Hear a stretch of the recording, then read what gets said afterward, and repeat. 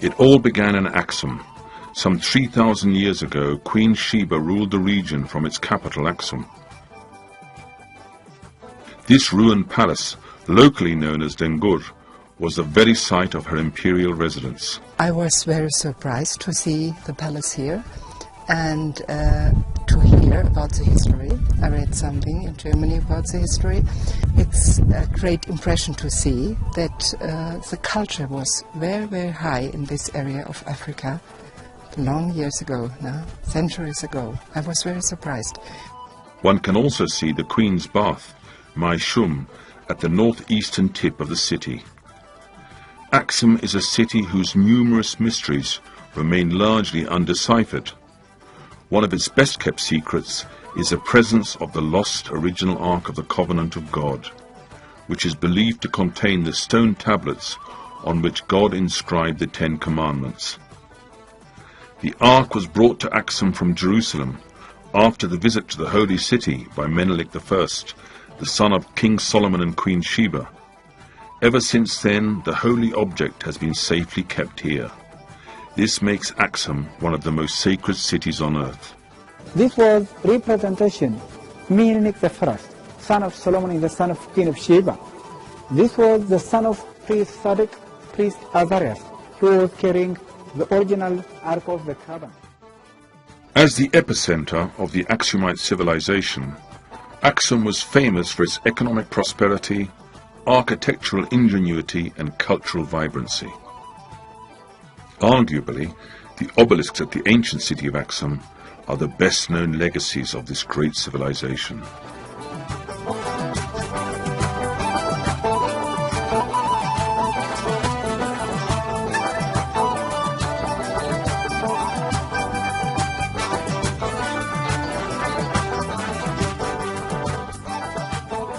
Beneath these obelisks are found royal tombs, and what is certain is that these obelisks have no comparison anywhere in the world, being the largest single stones erected anywhere.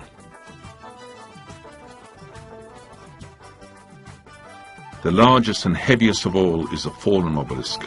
Decorated on all of its four sides, this 13-story obelisk is 33 meters high and 4 meters wide. Its estimated weight exceeds 500 tons. Aksum is the first kingdom of Ethiopia, first civilization. So I think, looking at this, you get the feeling that yes, it was a very powerful civilization.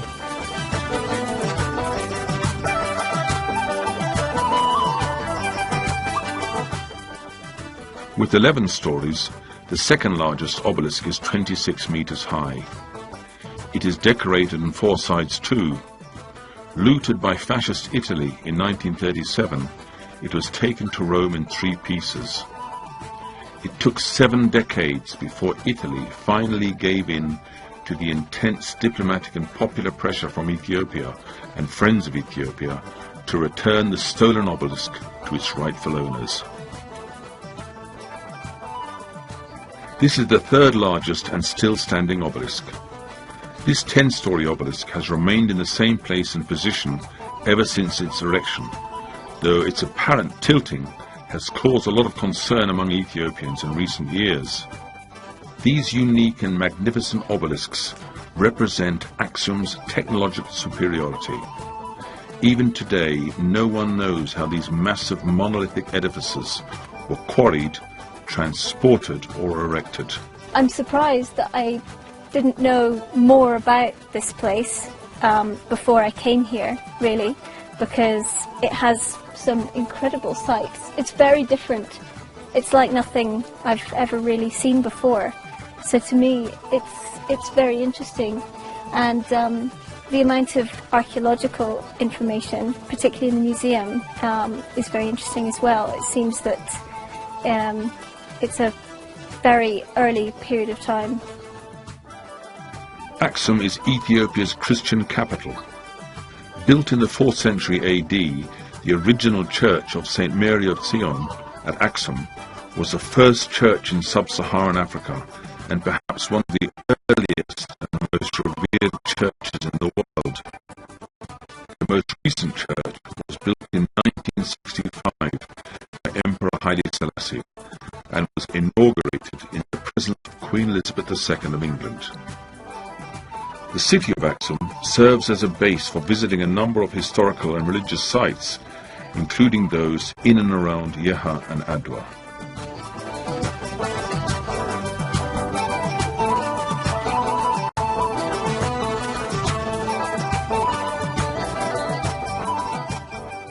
One of Tigrai's unique edifices of great historical, archaeological and architectural significance is the temple at Yeha.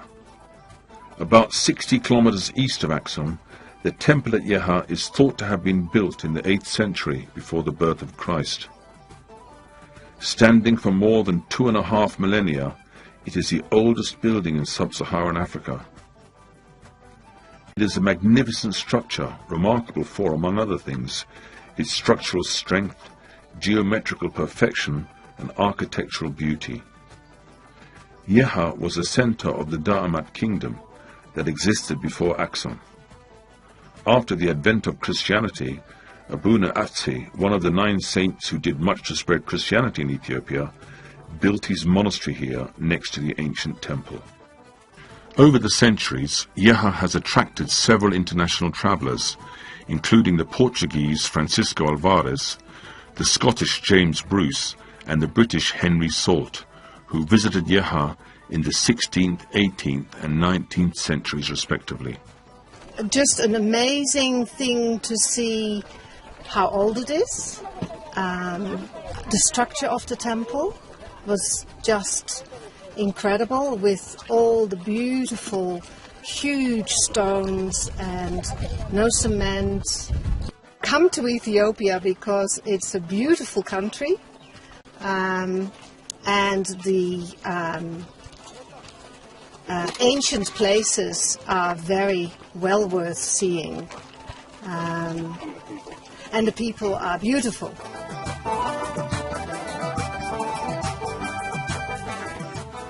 Very close to Yeha, the site of the Battle of Adwa can be visited without the need for much walking. It was right here in the cleavage of these dramatic mountains, the teeth of Adwa, where the fate of our nation was decided in 1896. Here the ill-equipped and ill-trained Ethiopian militias, drawn from all over the country, delivered a stunning rebuff to the colonial ambitions of Italy and triumphed over an invading modern Western army. Today, Adwa remains a symbol of resistance that preserved the independence of this ancient country. A milestone in African history, the glorious victory of Adwa also inspired the black people around the world to stand up and fight for their freedom.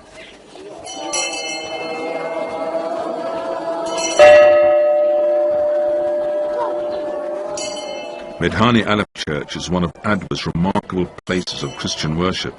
It is rich in its wealth of treasures, wall paintings and parchment manuscripts. The entire neighborhood where the church is located is named after the church, and it is customary for the residents of the neighborhood to identify themselves as the sons or daughters of Enda Medhani Alam.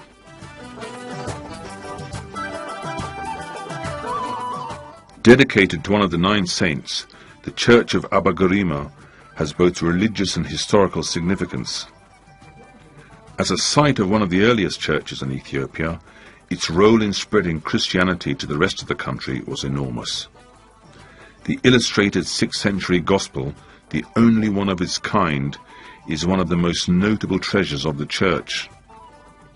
Less than 5 kilometers southeast of the Battle of Adwa, the church has gained additional significance for being the burial place of Ras Alula Abanega, the famous Ethiopian military commander who defeated the invading Italian army.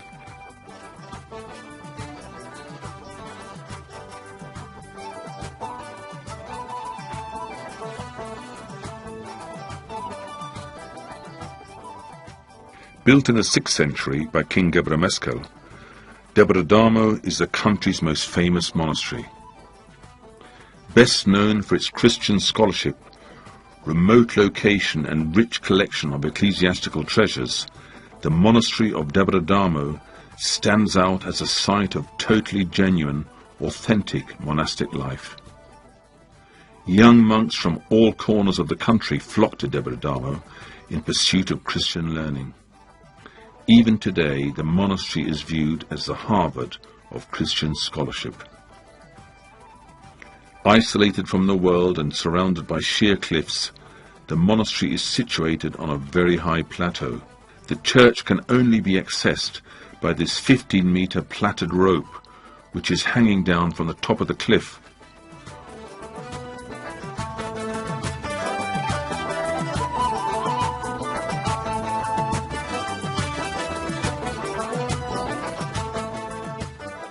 Inexperienced visitors need to tie the additional rope provided by the church around their waists and climb up the rough cliff.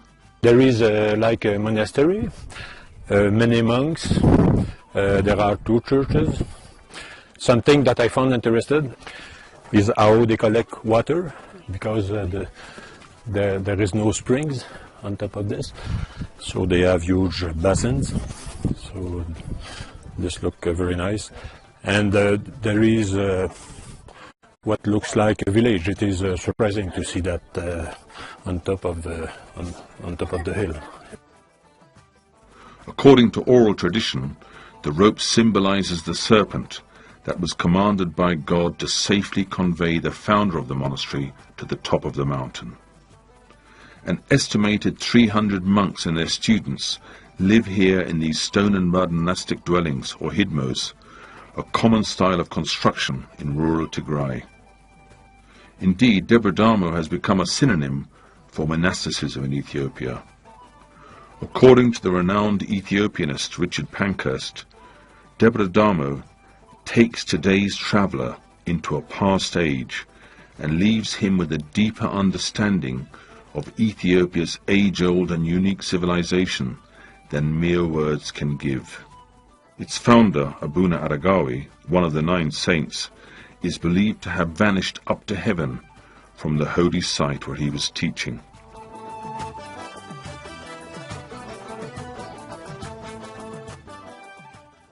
One of the best-known rock-hewn churches in central Tigray is Mariam Ukro.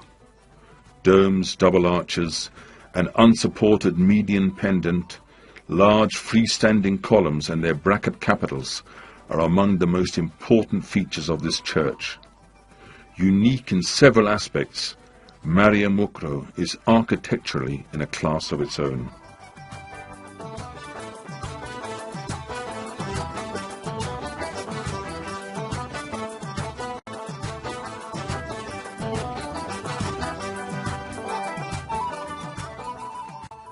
Tembian is located in south-central Tigray. With its range of mountains, deep gorges and flowing rivers, Tembian provides many examples of the striking natural beauty for which Tigray is rightly proud. It also houses the region's only hydropower dam and the man-made lake upstream. The Mekele Awi Adi Adwa Road takes the traveller through a scenic terrain. One could take a short detour from the road to visit some of the rock-hewn churches in the area. Abu Yohani is perhaps the most famous rock-hewn church in Tembian. Carved out of a sharp rocky cliff, the church has several columns, domes and arches. It is believed to have been built in the 14th century.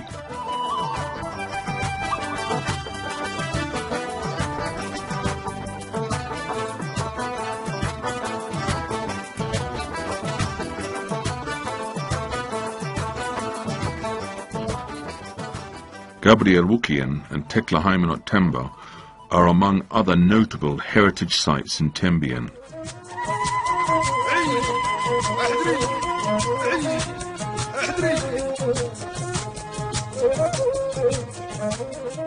What is also special about Tembian is its unique dance known as Auris.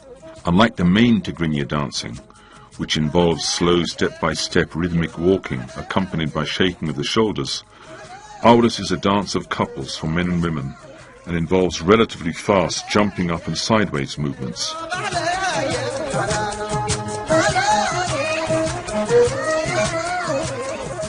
Tembian is also the birthplace of several brave African heroes that fought to defend the independence of our nation.